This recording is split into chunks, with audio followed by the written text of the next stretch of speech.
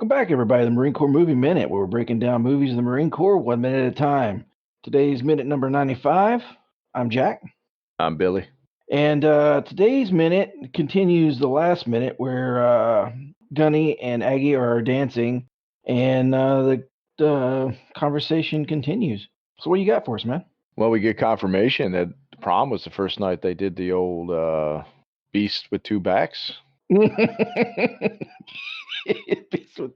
Yes.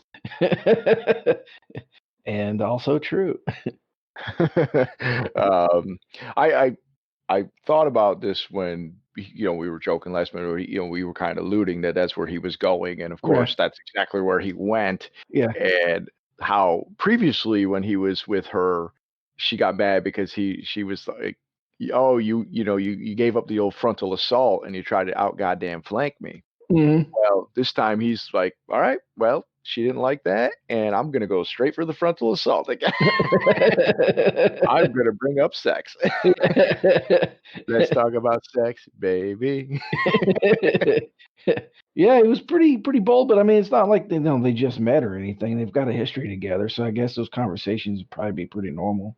No, I'm making more of a big deal than it is, but I mean, she brought up something, a memory of them together, one of their, more fond memories of each other, probably when they were early dating, and then of Yeah. course that sparked his memory. Of course, he's going to remember that. Who Wouldn't forget? Yeah. Right, exactly. So it was fairly natural. He didn't like find a way to bring it up. No, yeah, it was pretty organic. Right. She didn't talk about like, hey, this is a nice dance floor. Hey, remember the first time we did it? Yeah. Yeah. It was a little, yeah, like you said, it was more organic. It was a little more natural. And of course, she's confirmed it for him. Yes, it Yeah. was. Now, I do like that he played, used her words back. Agnes Ann, you were a wild creature, I must say. Yeah. Although I do like her response was, well, what does your magazine say about that? Yeah. I don't know. I haven't got there yet. Yeah. I haven't got to that part yet. Yeah. He finally admits that he's been reading those magazines. Well, yeah, because she even says, "Are you still reading them?" Affirmative. Like he does. Yeah. Affirmative. Just the facts, ma'am. Yeah. Like something he's not really proud of, but it's like, I'm not gonna lie to you. Yes. Yeah, he doesn't shy away from it. It's a very strong affirmative. Yeah. And he is smiling throughout it, like because she says, "Well, what does it say about ex-wives?" He's like, "Not much. Just that, of course, bring up sex." Yeah. I mean, maybe this is what they say, but maybe this is just him trying to, be like, "Hey, Grease the skids.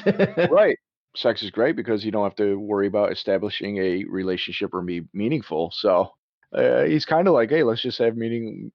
Hey, we've already done it before. What's not? Who cares? Hey, it should be no big deal." But no, he's being a little more sincere than that. She said, she's impressed. You really are trying to understand us. Well, best I can, yes. Yeah. I mean, you're not gonna get. That's not like the Rosetta Stone, these Vogue or anything like that. Red Book. He's not gonna come away with knowledge.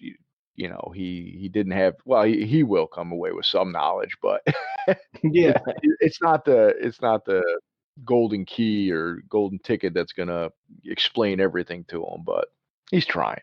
Yeah. Yeah, he's giving it an honest effort. Yeah. She does ask a pretty pointed question though about his motivations for.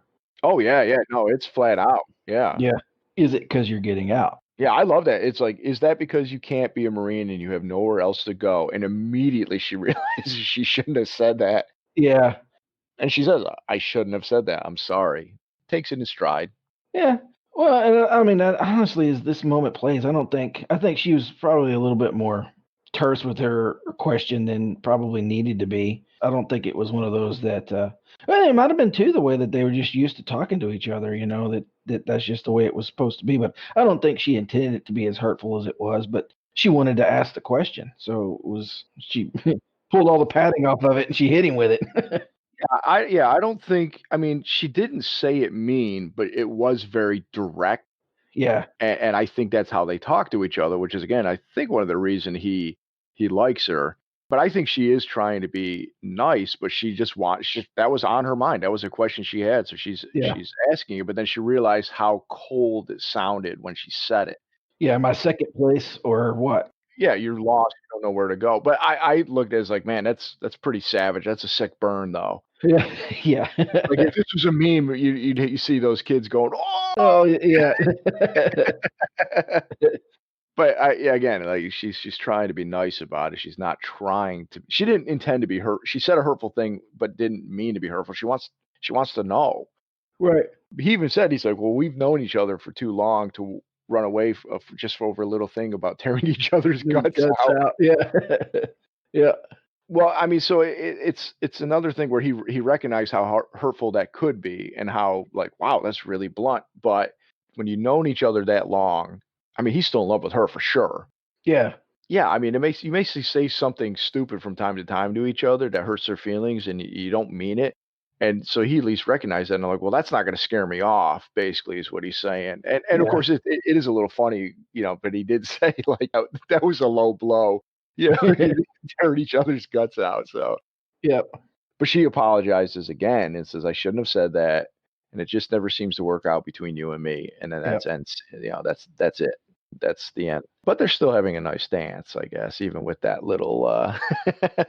But again, she seems like she's recognizing that maybe, maybe this won't work out because we're just, I don't know, because she's maybe, she's just a little terse with him still. I don't know. Yeah, a little hesitant or guarded. Guard is the best, a better way to put it. So, Yeah. and that could have even been like a little defense to kind of like just get a little jab, even though again, it wasn't said as trying to be vindictive or mean or anything like that. It was a legitimate question. It just came out very directly and blunt. Yeah. Yeah, it was a pretty hard question. Have I mentioned how much I like Marsha Mason in this though, the more we go through this? Yeah, she's pretty good. Yeah. Yeah. I mean, these scenes, again, they're not my favorite, especially like I've liked some of the other stuff, but I can recognize that even though they're not my favorite scenes, how well she does. I think we've sung her praises a few times about how she goes from biting to mad to snarky to witty to charming to Yeah. not, like she's just she's somebody that by doing this podcast, I've definitely grown an appreciation for the character and the actress in the role. I Yeah. think she's great. Makes me wish she was maybe in some other Clint Eastwood movies. Yeah. Yeah, which is kind of unusual because usually he brings a lot of the same people back for Yeah. various things. Well, we've talked about she was supposed to be in City Heat, but then she left over creative differences, Yeah. and that was before this movie. So I do think maybe that hat maybe could have played a role without me Yeah. knowing anything. I'm speculating that Clint Eastwood, hey, like we didn't get a chance to work together, and she'd be perfect for this role. Right. Or she auditioned and was like, "Yeah, I remember her. Man, we did, let's do it. Let's do it." Who Yeah. knows? Yeah. I hate to cut it short, but unless you got a lot to talk about, No, man. No, this is just basically a continuation of the first of minute number 94.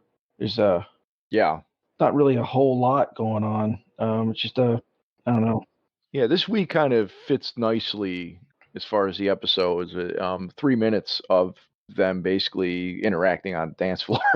Yeah. Yeah, I mean, it really is. It's so. I mean, if you got nothing else, we can ask everybody to come back on Friday, round out the week, wrap up the week, and hit the Marine Corps Movie Minute Quarter Deck page on Facebook and join in on the conversation, if you will. Yeah. Any last closing thoughts, Perry? No. Well, I do have a question for you, though. Christ. Go for it. Are we just doing this podcast because we can't be Marines anymore and we don't have anywhere else to go? Yes. Yes, we are. I'm sorry, I shouldn't have said that. We've known each other too long to let a little thing like tearing each other's guts out, ruin this podcast.